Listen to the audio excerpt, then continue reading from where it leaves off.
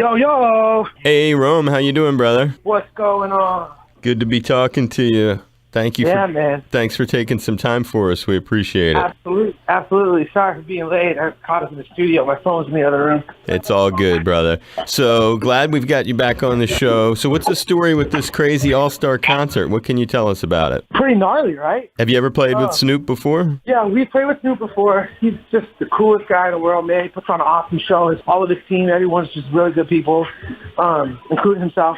And I've never met Cardi before, but nor played with her, but we hear she puts on an awesome show. So when we were asked to do the show, we were like, 100%, run it up. Let's do it. We love playing in Hawaii. Yeah, when was the last time you were here? 2014? No, I think we came back last year. We played. Or if not last year, then the year before. You've got some new music on your way back, Wicked Heart, which is a new tune. Will you be playing that and other new tunes at the show? We'll definitely be playing Wicked Heart. We're still kind of trying, to perfect like the other stuff. But we've been kind of switching up the set and just implementing like verses and hooks of the new stuff and kind of teasing it in like dubs because we're like really like kind of exploring like mashing up songs and doing dubs and stuff like old reggae artists. So we've been kind of getting into that. So like our set's like way different than how we used to play like back then. It's like way more evolved and we got like a little fuller sound now with Gabe from No Doubt on the trumpet and keyboard. So we're stoked, man. It's going to sound badass. Yeah, Wicked Heart will probably really connect Rome with Hawaii fans because it does, as you were saying, have that reggae kind of inflection mixed with the ska, Sublime kind of hybrid sound. Talk about that song, what it's all about, and maybe the recording of it. Well, I mean, we were like, pretty much, we had gone to the studio once in 2016 and tried to get some stuff going, and we couldn't really nail anything we obviously got like 12 demos, but couldn't nail anything that we really like wanted, to like start a project. And then Wicked Heart came. I just kind of went through like the motions on my birthday with like my wife at the time, or my girlfriend at the time. I wrote the song in like 40 minutes. And then like, it's so weird. And I showed it to the guys and Eric was like, dude, this is like a hit song. Like we just can't fuck it up. So, we just kind of like, ran it, man. And then fast forward like a year later, like that was the song that everybody really, really loved. And we just got into the studio after that song, and then like a whole album came out of it. We were just like inspired after that song. We knew exactly where we wanted to go. Is producer Rob Cavallo on board with this? I had read that. Yeah, Rob Cavallo produced the entire album with us in Texas. Crazy. He just is like a veteran, man, and the way he had us perform and the way he like channeled like certain energy in the writing was just really crazy. Like, he's a pro, man. Like that dude knows how to make a rock record. I'll tell you that. Yeah, he has his experience. His resume takes a couple of pages. It's a little long. Yeah, he has a couple wins. Right? He's done a little bit of work in his life. And thinking about the classic Sublime tunes, and again, the show that you're going to be doing, it's Rome Ramirez again joining us here, Sublime with Rome. They are coming with Snoop Doggy Dogg. Snoop Dogg playing with them on December 27th at Aloha Stadium. They call it the Dream Weekend Show. When you make your set up, Rome, and you guys are thinking about the classic Sublime tunes, do you guys play all the original songs at some point, or just sort of a greatest hits approach when you do your shows?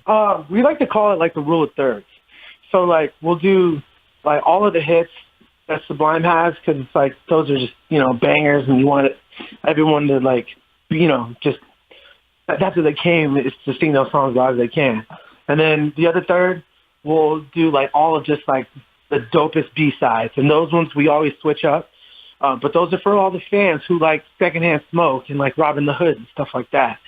So they have a taste. And then for the Sublime with Rome fans, like we just always are like renewing our original ones in there too. And then there's like a little bonus extra because we play longer usually than an hour and a half when the venue permits us. And we'll just do like freestyles and like just random covers and stuff like that. So Yeah, rule of thirds, essentially. I like that. That's a great description. And when you talk about doing covers, it makes me think about some of the music that's influenced you. And I've been lucky to interview you a few times over the years. But for folks who are new to you being a member of the band, talk about like the very first music that inspired you to pick up a guitar and play. I mean, I was like, for sure, Sublime first and foremost. And then after them, it like went kind of just back in time, you know, what inspired those guys. But I was really heavily into like traditional, like just like Bob Marley and then rap.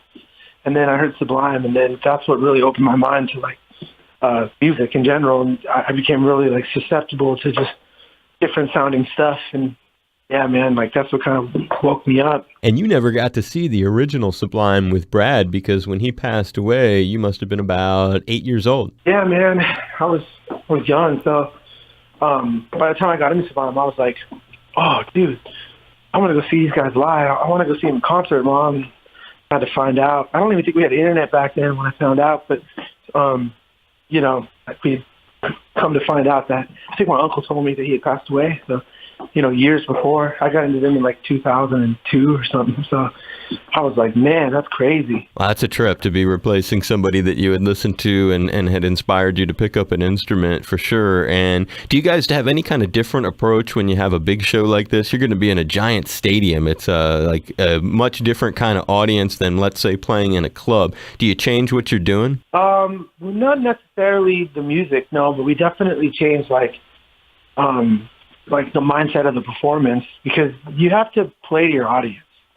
You know, like you can play in a club full of ragers, and you can play in a stadium full of people who don't know who the hell you are too.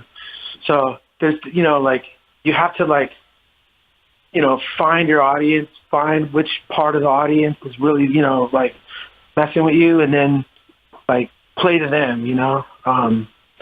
There's definitely some like, there's no way you can play like a club and then play a stadium the same way, you know.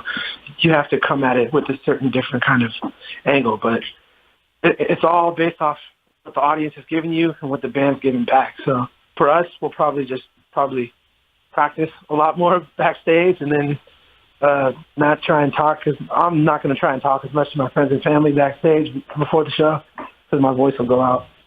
Yeah, you got to make sure you're in prime form for that. And that's interesting, the approach as you're talking about for the different size venues and the different kinds of crowds that you might experience, whether they're your audience or maybe they're somebody else's audience. And that makes me think of the tours that you've gotten to do with the band. Do you have any favorites when you think of some of the big bands you guys have gotten to play with or open for? Fun gigs where you've gotten to play with maybe some heroes or bands that you really like, or where you maybe learned some of these techniques about the different size venues and how to do your show? I mean, we've been doing that since like, I've been playing with so many legends that I've met along the way. Like, it's crazy. Touring this band, like playing with Snoop has been one of them. Like, getting a tour with Snoop has been crazy. You know, playing with like the Specials before, Rewind Selector. I mean, dude, it's crazy. The list goes on. Bad Brains. You know, like we've been able to share the stage with some really spectacular people, and because of that, like you just kind of learn all these little tidbits of information, or even just listen to their experiences and kind of be like, dang, you know, for the better or for the worse. So it's kind of crazy. As we go to wrap it up, when you mention some of those names of bands that you've gotten to share the stage with, what's your biggest hero encounter where you've met somebody who you really respect or admire, and maybe it just left you stunned that you were there in their presence? One time I was at LAX with Tom Morello. He was like sitting like 4 seats over from me from Rage Against the Machine, and I was so nervous that I couldn't even say anything. And then he got called for his gate, and then he left. And this was like 4 years ago. I still think about this to this day. I'm like, dude, that was the closest I've ever been to like literally. He's like one of my freaking hugest idols. Like Rage Against the Machine is like, they're like gods to me. So like to see him, you know, I know everything about him, and like I didn't even know what to say. You know, I was so speechless that I just missed my whole window of opportunity. Maybe I'll run into him again. But. That's a good one. How about one where you actually met the person? That's a funny one right there. But how about one where you actually got to interact with them in some way? Yeah, I mean, first time I ever met Eric. It's pretty much that. I mean, and then like, let's see, who else? You know who's really like that? Daryl from Run DMC, man. Oh. He's just one of the nicest dudes in the world. Same with Post Malone. Like he's like just one of the nicest, most down to earth people you've ever met. And then they're just like massive global superstars.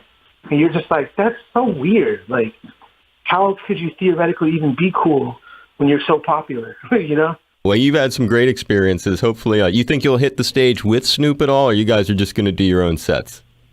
We'll probably do our own thing. Like, it'd be cool to get Cardi B up there to do Saw Red with us. We're trying to hit up her camp and see if we can make that happen. But, yeah, if Snoop wants to come up and do a verse, that'd be dope. I'll bring him down backstage and see what's good. It's Rome Ramirez from Sublime with Rome. He's going to be doing this show called the Dream Weekend Show at Aloha Stadium with Snoop Dogg, Cardi B, and his band Sublime with Rome on the bill, too. Thank you so much for talking today, Rome. It's good talking to you again. Hopefully we'll get to see you at the show, brother. All right, my guy. Take care. We'll see you soon. All right, later.